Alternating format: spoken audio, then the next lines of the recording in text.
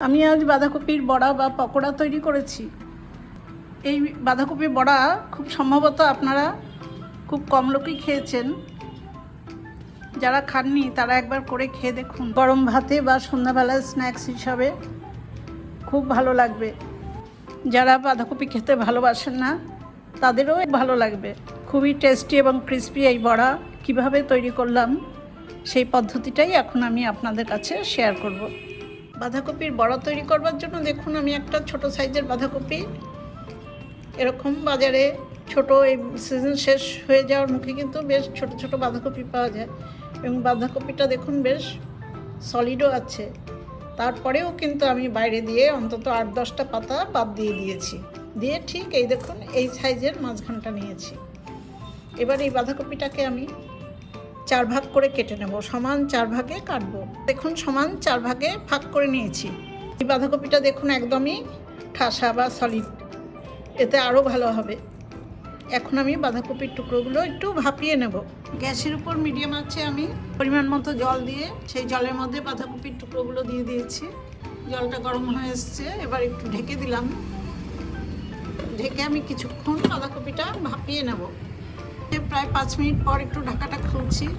মাঝে আমি একবার কিন্তু খুলে বাঁধাকপিগুলো একটু উল্টো দিক করে দিয়েছি, আর একটু সাবধানে ঘুরিয়ে ঘুরিয়ে ভাপাতে হবে যেন পাতাগুলো খুলে না যায়। এখনও আরও কিছুক্ষণ হবে, দেখুন এইভাবে একটু উল্টে দিচ্ছি। আর এই যে বাঁধাকপির মাঝখানে যে শীটটা থাকে, এই শীটটা কিন্তু কেটে চলে গেলে কিন্তু বাঁধাকপির পাতাগুলো সব খুলে যাবে। এই বড়াটাতে বাঁধাকপির পাতাগুলো খুলে গেলে কিন্তু বাঁধাকপির বড়াটা ভালো হবে না। আবার ঢেকে দিলাম, আর একটু ভাপিয়ে নেব। 3-4 মিনিট পর আমি ঢাকাটা খুলছি। এবার 1/2 চামচ লবণ আমি এই বাঁধাকপির মধ্যে দেব।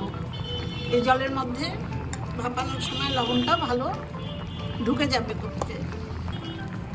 এবার আবার একটু উল্টে দেব, আবার অল্প একটু ঢাকা দিয়ে ভাপিয়ে নেব।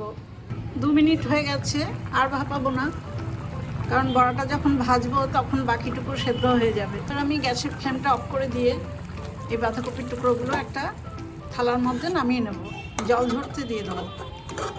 থালায় বাঁধাকপির টুকরোগুলো আমি ঠান্ডা হতে দিয়ে দিয়েছি জল থেকে তুলে। এবার এই গরম অবস্থাতেই একটু বাঁধাকপির পিসগুলোর ওপরে একটু চিনি ছিটিয়ে দেব। এখন চিনিটা দিলে ভালো ঢুকে যাবে ভেতরে মিষ্টিটা।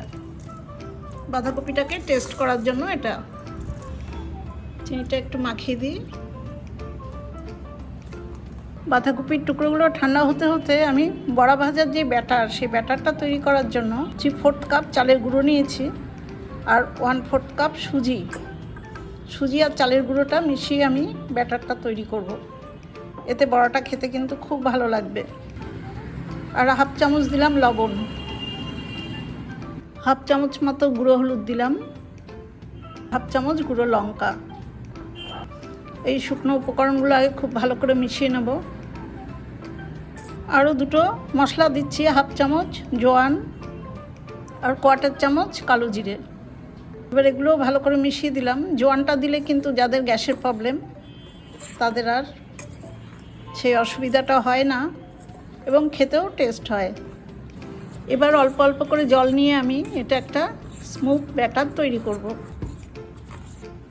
একসাথে জল দিয়ে দিলে কিন্তু দলা পাকিয়ে যাবে, সেজন্য একটু অল্প অল্প করে জল নিতে হবে। দেখুন ব্যাটারটা এরকম গুললাম, খুব ঘন না খুব পাতলাও না, তবে সুজি আছে যেহেতু আর একটু পরে একটু ঘন হয়ে যাবে, তখন প্রয়োজন মতো একটু জল দেব।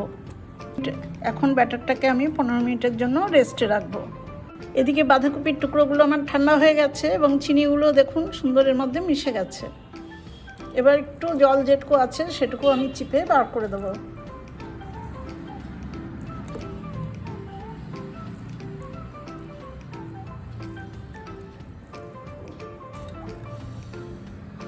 অন্য একটা পাত্রে তুলে নিয়েছি। ঠিক এইভাবেও কিন্তু বড়া করা যায়, কিন্তু অনেকটা বড় হয়ে যায়। সেজন্য আমি এই মাঝখান দিয়ে, এই শিরের মাঝখান দিয়ে চাকু বা বটি দিয়ে আবার আরেকটা করে ভাগ করে এই 4 থেকে 8টা তৈরি করব। ভাপানোর আগে যদি কাটতাম তাহলে কিন্তু খুলে যাওয়ার সম্ভাবনাটা খুব বেশি থাকতো। সেই জন্য আমি ভাপিয়ে তারপরে কাটবো। 4টে বাঁধাকপির পিসকে 8টা করে নিয়েছি। এরকম খুব সাবধানে কাটতে হবে যেন পুরো জিনিসটা একই রকম থাকে। এবার আমি একটু গুঁড়ো হলুদ এর উপর দিয়ে দেবো, আর একটু গুঁড়ো লঙ্কা। এই মশলাটাও আমি এই বাঁধাকপির টুকরোর মধ্যে ভালো করে কোট করে দেবো। বাঁধাকপির টুকরোগুলো দুপাশেই দেখুন গুঁড়ো হলুদ আর গুঁড়ো লঙ্কা ভালো করে মাখিয়ে দিলাম। লবণ আর চিনি তো আগেই দেয়া ছিল। এবার এই মশলাটা দেওয়াতে দেখুন এই বড়াটা খেতে খুব ভালো লাগবে। আর এগুলোকে ভাজবো। বড়া ভাজার জন্য আমি মিডিয়াম আছে কড়াইতে পরিমাণ মতো তেল দিয়ে দিয়েছি। এখানে কিন্তু হাফ সর্ষের তেল আর হাফ রিফাইন্ড অয়েল আছে। তেলটা গরম হয়ে গেছে আর এইদিকে আমার ব্যাটারও দেখুন সেট হয়ে গেছে। এবার বাঁধাকপির টুকরো এরকমভাবে দিয়ে ডুবিয়ে আমি বড়াটা ভাজবো। এরকম ঘনত্বের ব্যাটারটা করেছি যেন গায়ে ব্যাটারটা লেগে থাকে।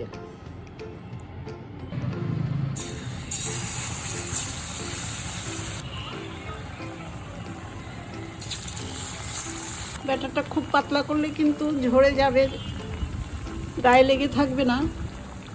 সেইভাবে করতে হবে যেন বাঁধাকপির গায়ে লেগে থাকে। এবার এই বড়াগুলো আমি ভালো করে উল্টে পাল্টে ভেজে নেব। বড়া দুটো দেখুন মিডিয়াম আছে, এদিক ওদিক করে ভালো করে ঘুরিয়ে ভেজে নিলাম।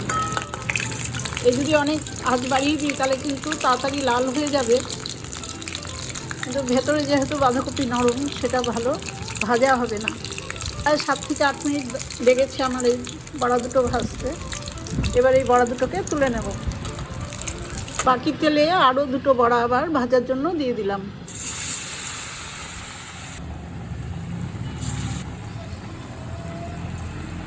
বড়া দুটো আমি আগের বড়ার মতো করেই একইভাবে ভেজে নেব। ভালো করে উল্টে পাল্টে দিতে হয়, তা না হলে একটা দিক হবে আর একটা দিক হবে না। বাঁধাকপির বড়া বা চপ আমার ভাজা হয়ে গেছে। 4টে বড়া আমি প্লেটে সার্ভ করে দিয়েছি। এরকমভাবে একবার বাঁধাকপির বড়া করে খেয়ে দেখুন, খুব ভালো লাগবে। আমার এই বড়া ভাজার রেসিপিটা দেখেই আপনারা বুঝতে পারবেন যে খেতে ভালো হবে কি না। এটা দেখুন, এবং যথেষ্ট ক্রিস্পি হয়, আর সুজি আর চালের গুঁড়ো থাকার জন্য আরও বেশি সফট অথচ ক্রিস্পি থাকে।